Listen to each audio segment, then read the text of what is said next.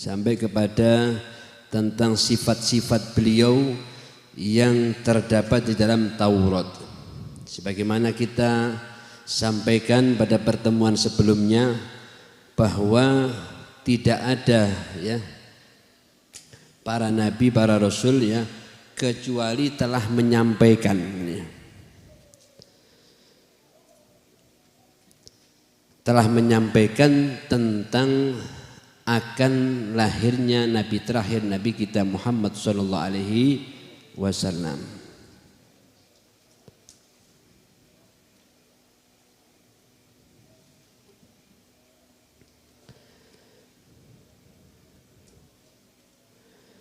Yeah.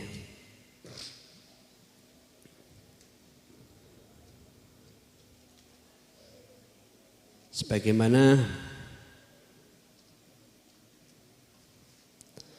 Allah Subhanahu wa taala berfirman, wa id akhadallahu mitsaqan nabiyyina, ketika Allah mengambil janji kepada para nabi. Jadi seluruh para nabi itu sudah berjanji di hadapan Allah. Apa isinya? Lama ataitukum min kitabin wa hikmatin thumma ja'akum rasulun musaddiqul lima ma'akum. Kalian para nabi ya, aku berikan kepada kalian Alkitab ya. Aku berikan kepada kalian kitab dan hikmah, dan saat datang kepada kalian Rasul yang membenarkan kepada apa yang kalian bawa, maka la tu'minun nabihi wa la tansurunnah. Tidak ada pilihan bagi mereka kecuali satu, beriman dengan kanjeng Nabi, dan kedua ikut berjuang ya. La tu'minun nabihi wa la tansurunnah. Sungguh-sungguh beriman kepadanya dan menolongnya.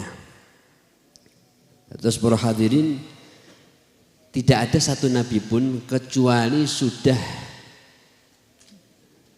diikat janji oleh Allah Subhanahu wa taala kapan ada rasul terakhir datang, maka kenabiannya atau kerasulannya SK-nya habis, harus mengikuti, beriman dan mengikuti dan menjadi pengikut nabi terakhir ini. Nah, makanya kanjeng Nabi pernah bersabda ya, laukana Musa hayyan lama wasi'ahu illa tibai. Ya, ketika ada sahabat itu buka-buka Taurat ya, buka-buka Injil, kemudian disodorkan kepada kanjeng Nabi. Nabi mengatakan, seandainya Nabi Musa itu hidup, maka tidak ada pilihan bagi Nabi Musa kecuali dia harus beriman kepadaku dan menjadi pengikutku, menjadi ummatipun kanjeng Nabi. Makanya mungkin Nabi Isa ketika turun kembali itu bukan sebagai nabi, bukan sebagai rasul, tapi menjadi salah satu ummatipun kanjeng Nabi Muhammad sallallahu alaihi wasallam. Nah, terus setiap kitab-kitab terdahulu itu sudah menceritakan tentang kanjeng Nabi Muhammad SAW. Nah, termasuk tentang Taurat. Al-Imam Ahmad meriwayatkan dari Atha bin Yasar.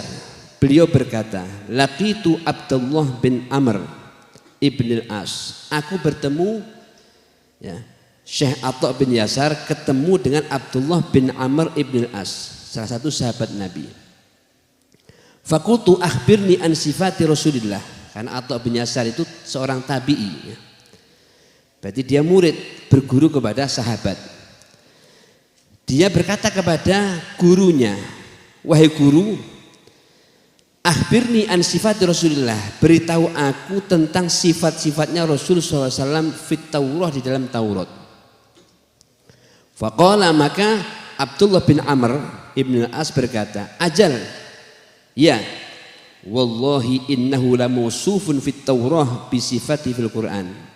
Demi Allah, sesungguh Nabi telah disifati di dalam Taurat sebagaimana beliau disifati di dalam Al-Quran. Jadi sifatnya sebagaimana terdapat dalam Al-Quran itu sebelumnya juga sudah terdapat di dalam Taurat. Ya ayuhan nabiyyu inna arsalnaka syahidan wa mubasysyiran wa nadhira wa hirzan lil ummiyin anta abdi wa rasuli samaitukal mutawakkil laisa bifadhin wala ghalid wala sakhabin fil aswaq. Itu sifat-sifatnya Kanjeng Nabi Muhammad SAW yang terdapat dalam Taurat. Bahwa Kanjeng Nabi ya diutus sebagai saksi. Nah, saksi untuk siapa? Untuk para nabi, para rasul terdahulu ya. Mengke para nabi, para rasul itu ya, ketika ditanya oleh Allah, apakah Anda sudah menyampaikan kepada umat? Sudah. Siapa saksinya? Saksinya Kanjeng Nabi Muhammad SAW.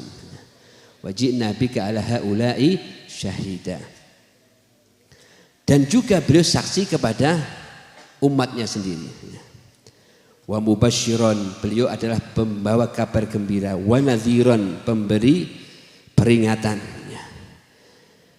Beliau laisa bifadlin wala ghalid. Kanjeng Nabi tidak keras dan juga tidak kasar, lemah lembut. Tapi Kanjeng Nabi tegas. Kadang-kadang lek enek nopo ulama tegas, nggih. Wah, itu kui orang niru Kanjeng Nabi. Mboten nggih. Tidak kemudian nopo dikatakan wah Kanjeng Nabi kan wa ma arsalnaka illa rahmatan dan alamin. Nah, rahmatan alamin itu tidak selalu lemah lembut, mboten. Kadang-kadang di dalam kondisi tertentu harus tegas. Ya kados polisi itu nggih. Nah, jenengan orang langgar yo disenyumi karo polisi. Monggo nggih. Lek langgar ya disemprit nggih. Mandek ditilang. Wah, polisi kok kereng. Mboten ya. Nah, karena jenengan melanggar. Nah, begitu juga ya Kanjeng Nabi semacam itu, ada pada waktu-waktunya beliau tegas. Tapi Kanjeng Nabi niku lemah lembut ya, lemah lembut bahkan kepada anak-anak kecil niku telaten ya. Awake dhewe nggih karo anake dhewe kadang gregeten nggih. Wana anake wong. Anake dhewe rada beling gregeten. Mana anake wong ya. Nah, Kanjeng Nabi mboten, lemah lembut ya. Dan anak kecil niku sayang, lemah lembut, nah, luar biasa. Shallallahu alaihi Nabi Muhammad. Tidak juga suka berteriak-teriak Kanjeng Nabi. Jerit-jerit mboten. Wa yadfa'u bis-sayyi'ati sayyi'ata. Kanjeng Nabi tidak membalas keburukan atas keburukan. Lek enek orang berbuat buruk kepada beliau, beliau akan balas dengan perbuatan baik. Nopo malih kok wong berbuat baik. Wong berbuat buruk saja beliau balas dengan apa? Kebaikan. Apalagi ketika ada orang berbuat baik kepada beliau, beliau balas kebaikan yang berlipat-lipat. Sallallahu alaihi Nabi Muhammad. Walakin ya'fu wa yaghfir. Ya. Kalau ada orang berbuat buruk ya, berurusan dengan diri beliau ini, diri beliau ya, bukan ada urusan dengan agama, beliau tidak membalas dengan keburukan dan beliau maafkan ya. Berarti wis dimaafne cik dibalas kalih kesaenan. Nah, ini luar biasa ya. Memaafkan saja itu sudah luar biasa ya. Kok napa malih napa ihsan ya. Kan dalam ayat itu kan disebutkan nggih wal kadhiminal ghaidha. Nah, jenengan dilokne wong kok iso menahan amarah. Lek nesu niku wajar nggih, jenenge manusiawi.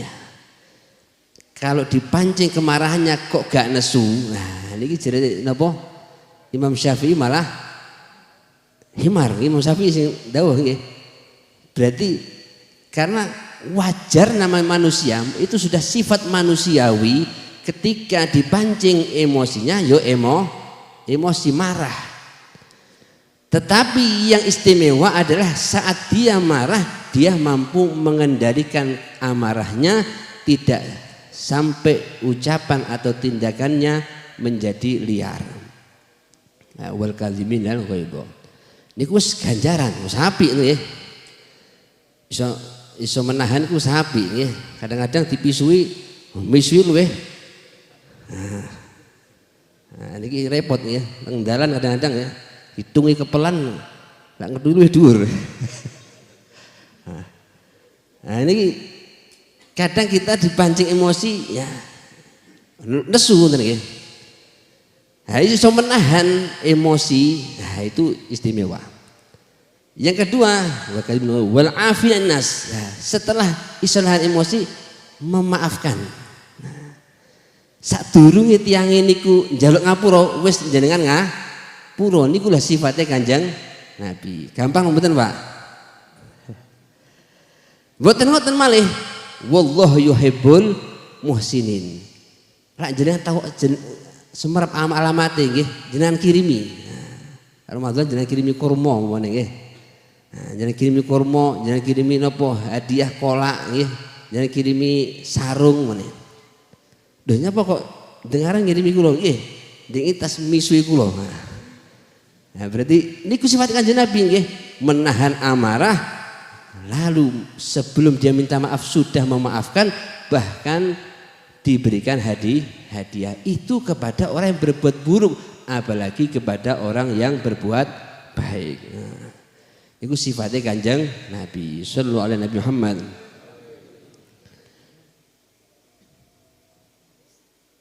Nggih. Nah, kados ingkang kita sampai akan nikah nggih. Orang Yahudi itu sudah kenal Kanjeng Nabi ya. Tahu sekali kapan akan lahir Kanjeng Nabi. Nah, seperti diriwayatkan Hasan bin Sabit. Ini menunjukkan bahwa Kanjeng Nabi ya sifatnya sudah tersebut di dalam Taurat. Hasan bin Sabit beliau berkata, "Inni lagulamun yafa'ah." Aku pada waktu itu masih kanak-kanak ya, yafa'ah, umur 7-8 tahun. Aqilu ma ra'aitu. Tapi saya sudah bisa menghafal ya, sudah bisa menghafal, sudah bisa mengingat kejadian. Wasamitu idzan biyahudiyin fi Yasrib. Saya pada waktu itu mendengar seorang Yahudi di Yasrib. Nah, sebelum Kanjeng Nabi hijrah kan namanya Yasrib. Nah, setelah Nabi hijrah diganti dengan Al-Madinatul Munawwarah. Ada seorang Yahudi yasrahu zata ghadatin, berteriak di satu pagi. Dia mengatakan, "Ya ma'syar Yahud fajtama'u." Ya ma'syar Yahud, hei orang-orang Yahudi, fajtama'u ilaih. Akhirnya orang Yahudi kumpul kabeh. Nah, lalu orang-orang Yahudi tadi yang kumpul mengatakan, "Wailak malak." Ya. Ada apa kalian mengumpulkan kami ya? Celaka kamu. Orang Yahudi tadi berkata ya kepada teman-temannya, "Qad tala'a najmu Ahmad alladzi yuladu bi fi hadhihi lailah." Tadi malam ya telah muncul najmu Ahmad, bintang Ahmad, yang merupakan ciri bahwa akan lahirnya Nabi yang bernama Ahmad, yaitu Nabi kita Muhammad sallallahu alaihi wasallam. Hadirin hadirat ikan minulya. Nah, jadi Kanjeng Nabi sudah tersebut ya di dalam kitab-kitab terdahulu. Nah, sedikit malih ya tentang wanita-wanita yang pernah menyusui Kanjeng Nabi Muhammad SAW. Wanita-wanita yang pernah menyusui Kanjeng Nabi, pertama jelas ibunya beliau, Sayyidah Aminah bintu Wahbin. Kemudian Thuwaibah al-Aslamiyah, ya, yaitu yang masyhur ya, kalau bulan Maulid ini Thuwaibah sudah mesti disebut-sebut ya, yaitu budak perempuan yang dahulunya milik sinten? Hah? Abu Lahab. Abu Lahab Abu Jahal? Ayo. Habis lali perang ulan ya. Abu Lahab ya. Nah, Abu Lahab punya budak namanya Thuwaibah al-Aslamiyah. Ketika dikabari bahwa keponakannya yang namanya Muhammad bin Abdillah lahir, saking senengi nggih niki Thuwaibah dimerdekakan ya. Nah, Thuwaibah pernah napa menyusui Kanjeng Nabi. Kemudian Ummu Aiman. Nah, Ummu Aiman itu adalah budak warisan ayahnya Sayyid Abdullah bin Abdul Muthalib, niku warisannya ya niki budak yang namanya Ummu Aiman.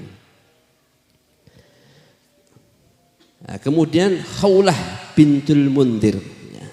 Ada wanita lagi namanya Khawlah bintul Mundir.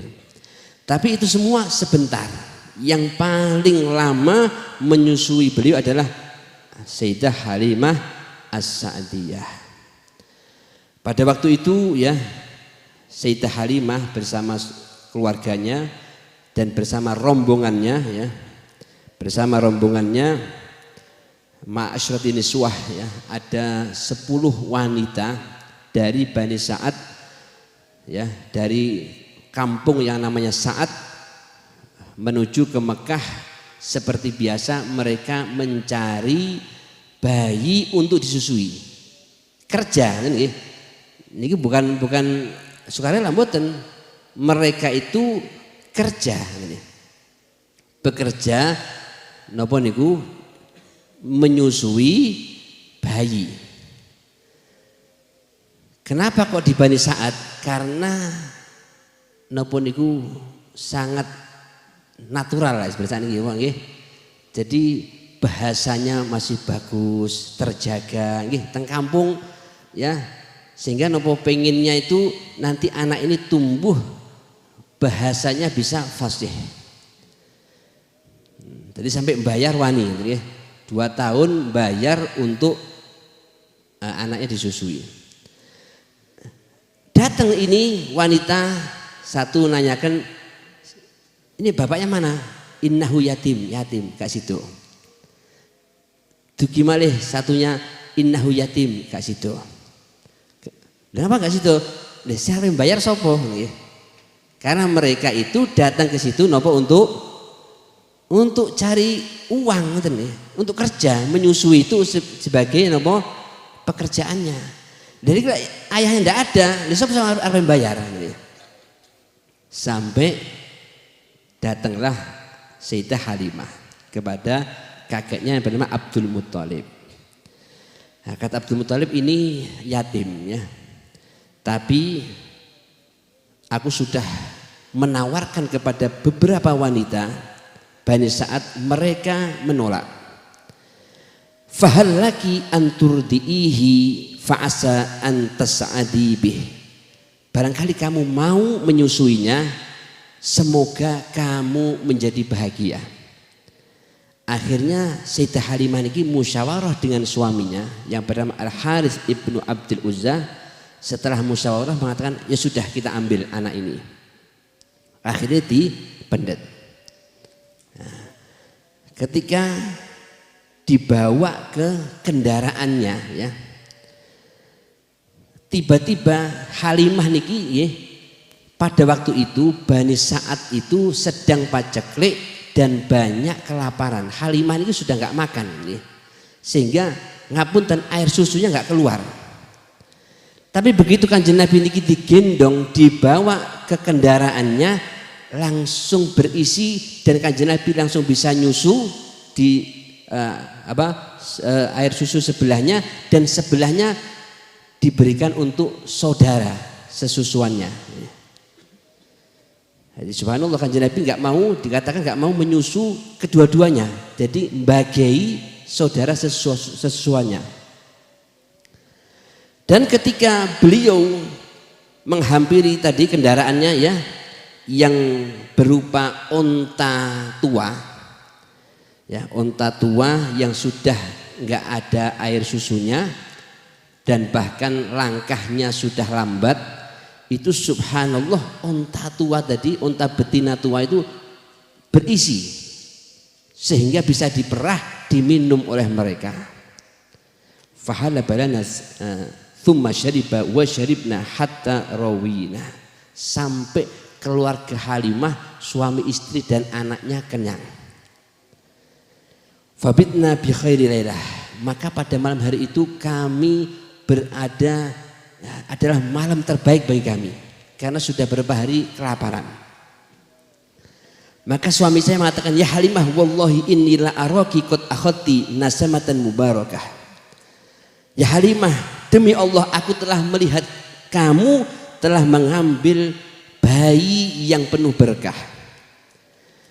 Besoknya pulang ya ke Bani Sa'ad, dan subhanallah ya, ketika pulang yang berangkatnya niku ketinggalan, pulangnya itu ontanya Sayyidah Halimah ini berjalan dengan cepat sampai rombongan ditinggal.